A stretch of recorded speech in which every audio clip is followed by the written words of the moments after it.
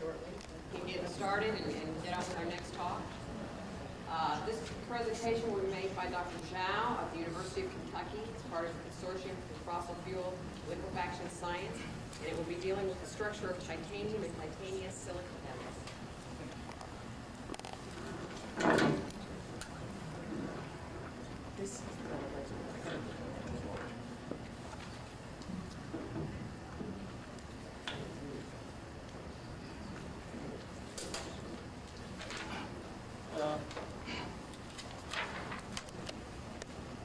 I'm going to talk about the structure of titanium in mixed oxide, titanium and silica oxide. In the case of, first of all, I'd like to acknowledge the support by DOE, and a special thanks to Pat Dolin of Ashland for providing information about the catalyst preparation and the chemical safety. So, when I was preparing the topic of mixed oxide, and I was thinking of the definition of a mixed oxide. And I looked through Tanabe's book, that famous solid-state acid and bases, and I couldn't find an answer. What really is the definition of mixed oxide? However, I found a definition from Professor Kuhn's book, and he defined mixed oxide as a solid solution where a small amount of a second oxide is incorporated into the first oxide by cation substitution. But this definition probably is not correct in most of the cases, because when you make mixed oxide such as titanium oxide and silica oxide together, you really cannot get a solid solution. The generation of acid size in mixed oxide is based on two hypotheses by Tanabe. The first one says the coordination number of a cation in the component oxide is maintained in the mixed oxide, and the coordination number of oxygen ion in the mixed oxide is the same as the major component oxide. And based on this hypothesis, Tanabe suggests that if we have a titanium oxide as a major component and have a silica as the minor component, then there will be a generation of a Lewis acid site at the silica site. On the other hand, if we have a silica as the major component, then we will generate Bronsted acid site. So from this hypothesis, then if we make a silica titanium mixed oxide, if we have more titanium, then the catalyst should be Lewis acid, should have a Lewis acid. But on the other hand, if silica is the major component, then the catalyst will be Bronsted acid. But certainly this is not the case, as demonstrated by the work by Ashland people, scientists. And here is their result. And you can see if you increase the titanium concentration of the catalyst, both Bronsted acid size and Lewis acid size increases, and also the total acidity of the catalyst increase as with titanium concentration. So in the conclusion part of that paper by the Ashland scientists, they say the study, however, increase in both Bronsted and Lewis acid with the titanium content found in this study would not have been predicted by any of the existing acid generation models. More sophisticated models are needed to explain these findings. Here, first of all, I'd like to propose a new model for the mixed oxide. We believe that if you make a titanium silicon mixed oxide, basically instead of forming a solid solution, you will form a kind of a composite. It contains many small titanium oxide particles, and these particles are surrounded by silicon. So the effect of silicon is basically has three effects. First, the silicon interacts with titanium at the titanium particle surface. Second, it inhibits crystal growth of the small titanium oxide particles. And also, it generates acid sites at the titanium oxide surface. So the question is, what leads us to believe this is the case? Well, the idea is basically from the work we have done previously in iron-related materials. As some of you may know, in the past we have done some work on ferrohydride. Probably you don't know them, not familiar with the name, but ferrohydride is considered as one of the 8 major iron oxides and oxyhydroxide. And most oxide listed here, the structures are unknown, but only the number 7, and number 8. Number 8 is ferrohydride. The structure has been controversial. And these are the chemical formulas proposed by various people. And the last one was proposed by us. Ferrohydride is a very dispersed material. If you look at the X-ray diffraction of the material, it only shows 2 broad peaks. And the average particle size is about 3 nanometer to 5 nanometer, and surface area is quite large, over 200 meters per gram. So from the X-ray diffraction, really, you cannot tell anything about the structure. In using X-ray absorption fine structure, we came up with a new model for ferrohydride. We believe the structure is basically FeOOH type. That means iron in the bulk part of the material is surrounded by 6 oxygen or OH group. But at surface, the iron has a tetrahedral symmetry. It's surrounded by 4 oxygen or OH group. And if the material is dried properly, then one bond will be losing and generate a Lewis acid site. And this site also is called coordination unsaturated site. And we propose the chemical formula for the material should be FeEH or FeOOH dot NH2O. H2O is the water molecule absorbed at the CUS site. And we found if there are water molecules absorbed at the surface, then at the surface of ferrohydride, then this site becomes the crystal growth site and responsible of transformation of ferrohydride to hematite. On the other hand, if we have impurity ions present during precipitation, then the impurity ions will be absorbed at the surface of ferrohydride to form a binary ferrohydride. So this is the binary ferrohydride.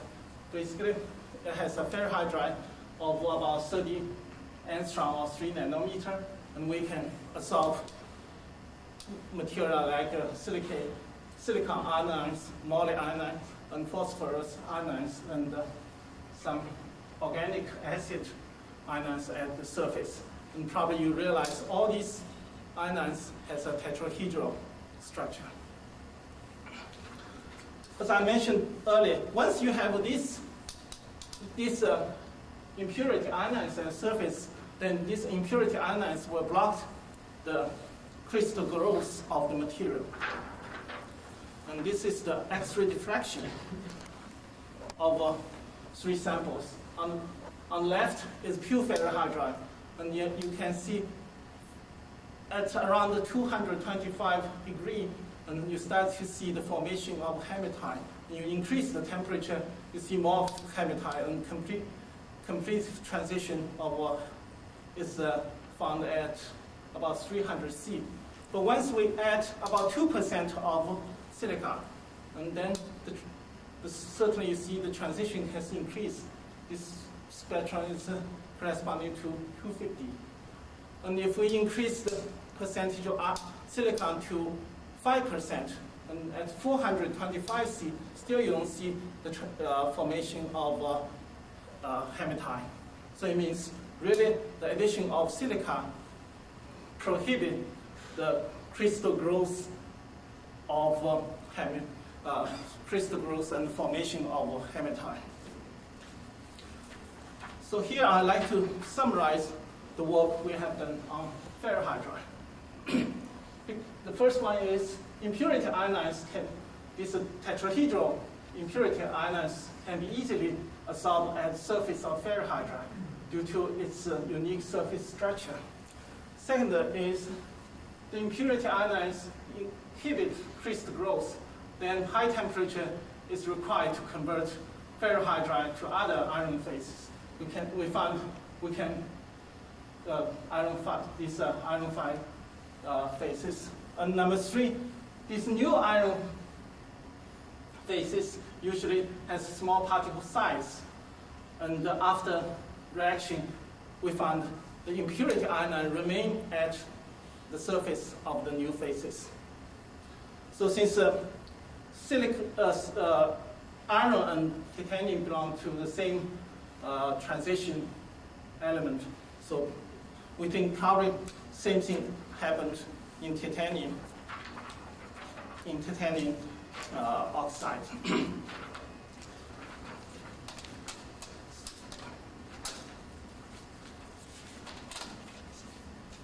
So what we like to prove is the following.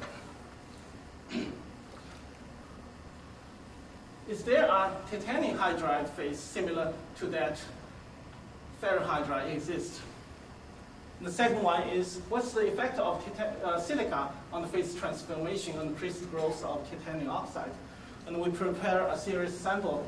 The first one is pure titanium oxide by precipitation, and then we calcine the sample at different temperature.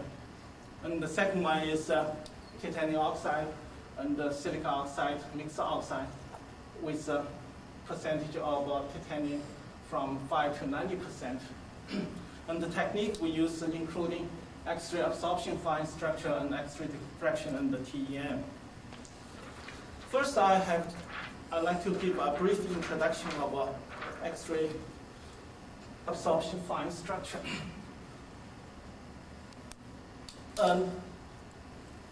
Usually the experiment is performed at synchrotron radiation station.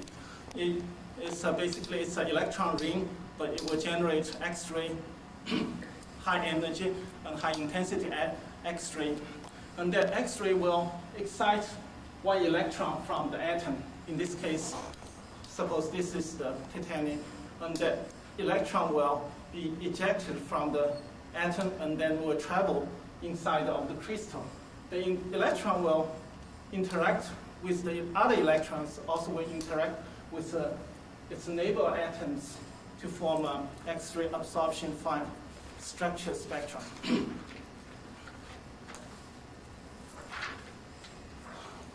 Here is an X-ray absorption fine structure spectrum for titanium oxide. It's a rutile phase. In fact, here you can see an age.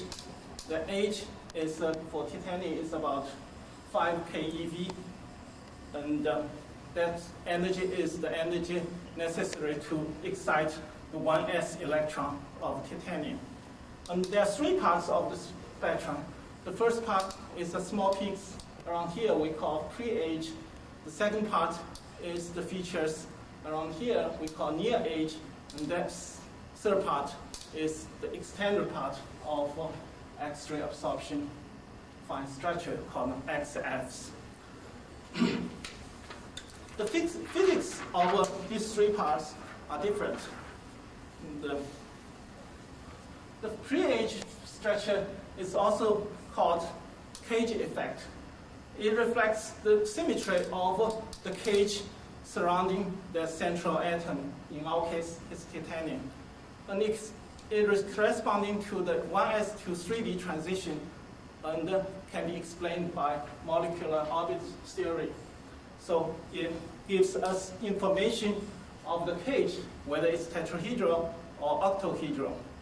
And the second part, near-age spectrum, it's also called cluster effect. Assume that the atom, like titanium, is inside of a cluster. And it can be explained by multiple scattering theory. So here you assume that this is the central atom, and the electron will travel, follow the path of I indicate here. And of course, this is only one possible path. And there are all other paths available in this cluster. So it will tell us the information about the cluster. The cluster involves as many as 100 atoms. And the third part is the XF part. And it can be explained by single scattering theory. That means if we have an electron excited from the central atom, the electron will travel to its neighbor atom and scatter back. But it will not consider this case from this atom to this atom to this atom and back. This is multiple scattering. Now we are considering single scattering only. And the structure information can be obtained from XF analysis, including interatomic distance and the coordination number and possibly structure disorder. Now first let me give some example of pre-age spectrum. This is work done by Roy about 10 years ago. He studied the intensity of pre-age peak of more than about 30 compounds. And then you can see there are three, in this table, there are 4 categories. One is iron with 7 coordinates. Then we have 6, and 5, and 4. This is the cage for 6, cage for 5, and cage for 4. And then you can see the intensity increase from 6 to 9 to 12 to 19, and then to 23 to 25. So the ratio of the intensity of pre-peak is about 1, 2, and 3. So it should give us very accurate signal telling us whether there is a tetrahedral symmetry or octahedral symmetry in the compound. This is the work we have done. We did ferrihydride and compare ferrihydride with other compound, standard compound. The top one is hematite. It has an octahedral symmetry, and also it has this FeOH octahedral, but Fe3O4, that's Fe3O4. It has about 67% of octahedral and 33% of tetrahedral. And then you can see the intensity certainly increases. And then look at ferrihydride. Also you see a similar feature compared with Fe3O4. So that made us believe there are tetrahedral sites in ferrihydride, and we believe this tetrahedral sites should be at the surface of the material. Now, and this transparency explained the principle of the exene part, the near-age part. And this is theoretical work by Greaves. And he calculates the spectrum obtained from multiple scattering. And A is the spectrum from theoretical calculation involves only one shell. So you have a central atom of copper and surrounded by 12 copper neighbors at about 2.55 angstrom. And then it doesn't show much features. But if you increase the shell, number of shells from 1 to 4, and then it shows 4 features of the Xing spectrum of FCC copper. And the 4 shells, if you include 4 shells, then the cluster has about 54 atoms, and the size of the cluster is about 10 angstrom.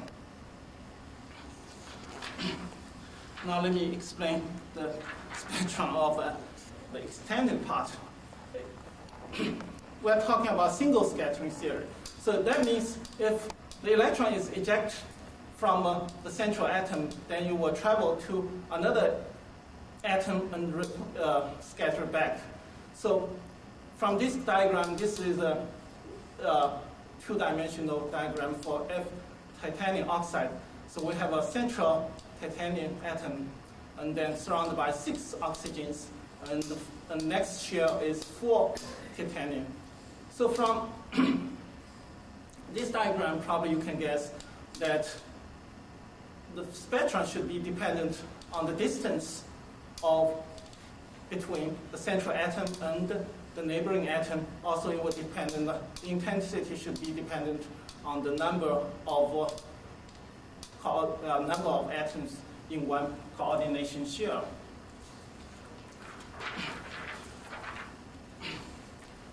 Now on top is the Fourier transform of the XF spectrum. And sometimes it's called the radial structure function of XF. And on the bottom, I draw a picture, a true radial structure function of titanium.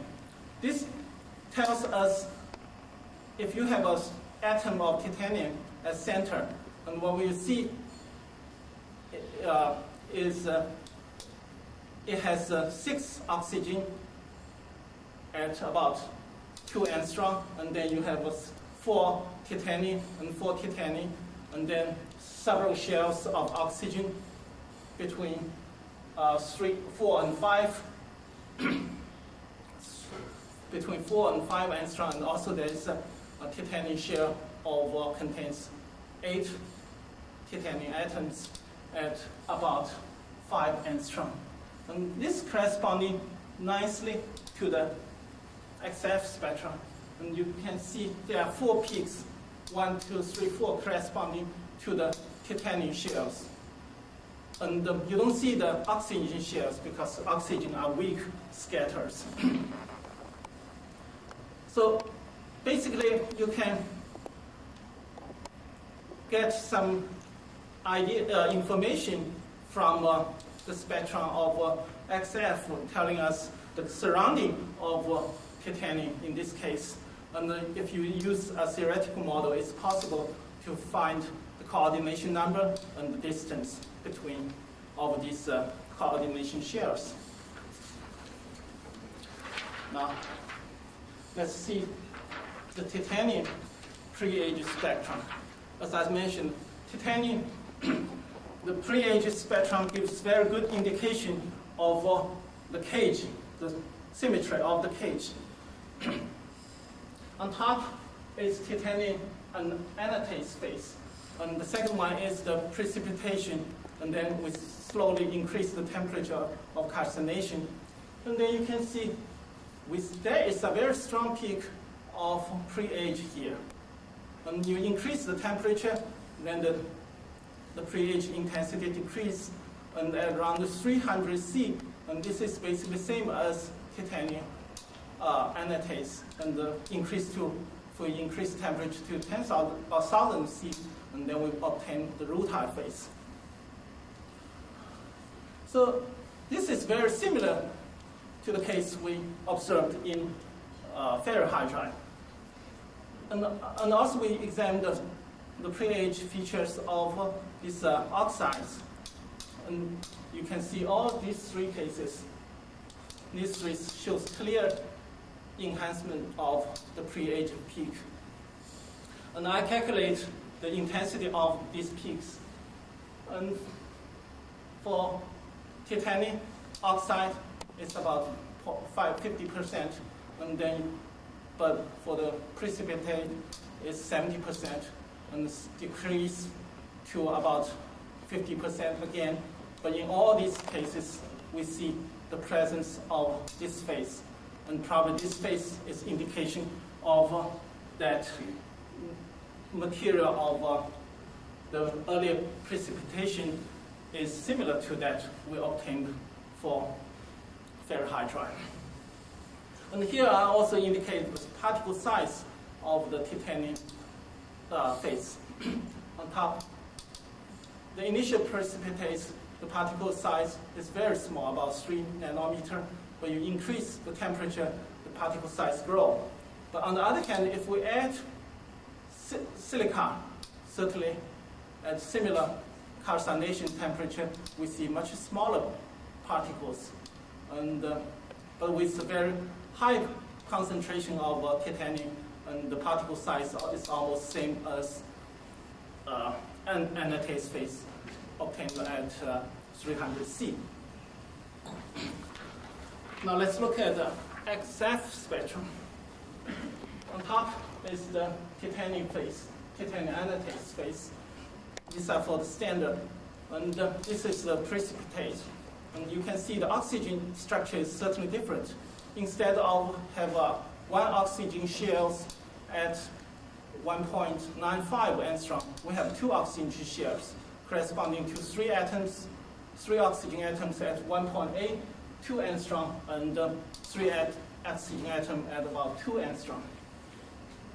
And slowly increase the temperature. You can see this phase slowly decreases, but also you see the emergence of emerging of the titanium anatase phase.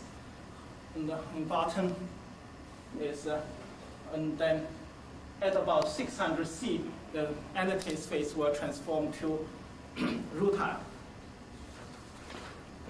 Now let's look at this XF spectrum for the catalyst. It's quite complicated. Apparently, we don't see a single phase here. On top is the titanium oxide obtained at 300C, but at slightly high temperature, we see a mixture of rutile and anatase phase, and also about 44 and 56% of that's a ratio of titanium to silicon. And we still see the anatase, the precipitate here. And with very high concentration of titanium, although the spectrum is kind of like that we obtained for standard anatase, but you can see the peak here is very small. This is an indication of a small particle size. Now let's look at the X-ray diffraction. We start from the precipitate and increase the temperature. The precipitate doesn't show much structure, but we increase temperature, we see the formation of anatase here. Anatase, and then, but here you see the precipitation here. And then at 1000C, it transforms to the rutile phase. The catalyst is also dominated by the titanium phase. And this is shows a mixture. It's interesting to see that we see both rutile and anatase phase in these 2 catalysts. But if we increase the concentration of titanium, then we will see only anatase phase. But if you compare this XRD pattern to this one, you'll find the particle size of a titanium oxide certainly is smaller because it's, the peak is much broader. So I think we proved that there is a titanium, maybe we can call it titanium hydride phase, which is structurally similar to ferrihydride. Also, we proved that when you add silica, certainly will suppress the formation of a larger particle titanium phase. So probably the model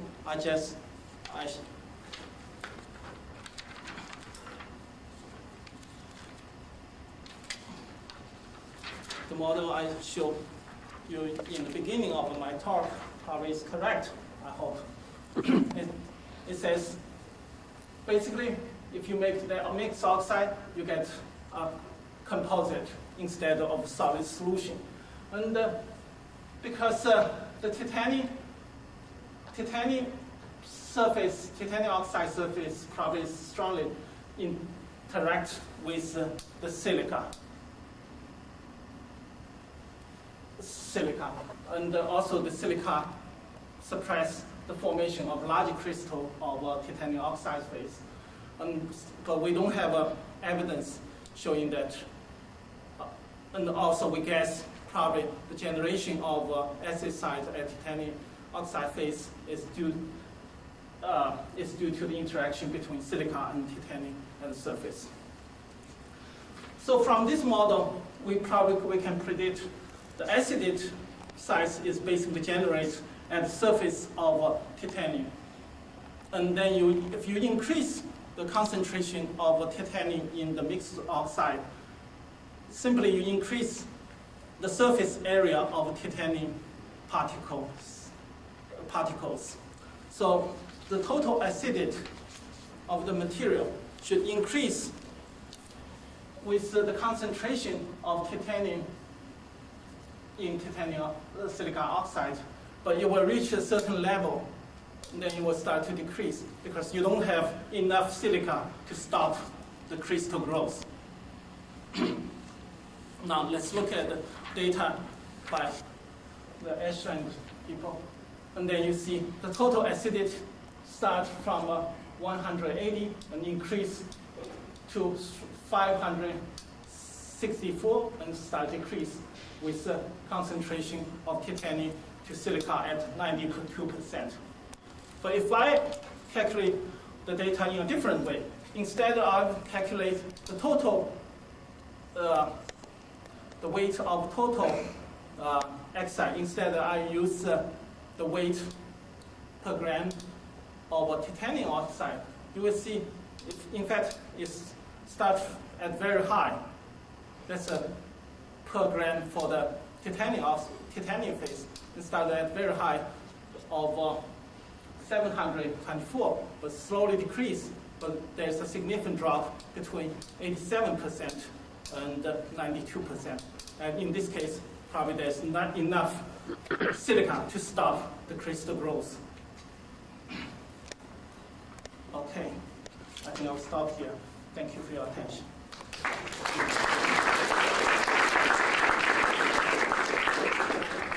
Minutes if there's some questions.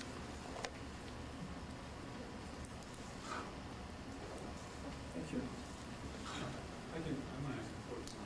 As you change, or as you envision this model, as you put more silica, or add more silica, do you expect that coverage, the shell of silica to grow thicker, or at some point do you think there's going to be a mixing in an inner oxide phase? I think probably you can only maximum on the titanium oxide surface, probably you can have only monolayer. It will not grow further beyond that layer. So if you have more silica in the catalyst, the other parts of silica probably doesn't play a role. Okay, so it's like solid, pure silica, titanium in the shell. Yeah. She showed conversion also, but you didn't mention that. How did that correlate with the acidity that you calculate? I assume that was methanol conversion. Yeah, I will leave it to. No, I have no idea about conversion. Any further questions? Okay, thank you.